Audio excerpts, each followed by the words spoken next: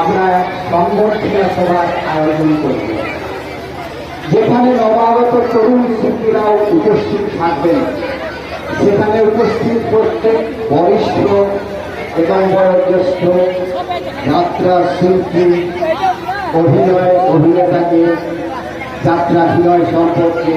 কিছু বলার জন্য অনুরোধ করা হবে এবং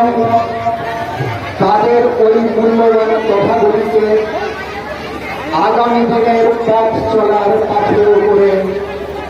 নবাগত তরুণ শিল্পীরা দুরন্ত গতিতে আমাদের গ্রামের সুপ্রাচীন যাত্রা সংস্কৃতিতে পরম্পরা হিসেবে বয়ে নিয়ে যাবে। ঠাকুর শ্রী শ্রী রামকৃষ্ণদেবের চরণ নিয়ে শুরু করতে চলেছি আজকে এই যাত্রা ভালা একটু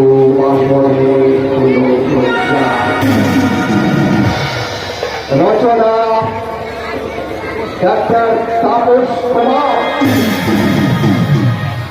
নির্দেশনা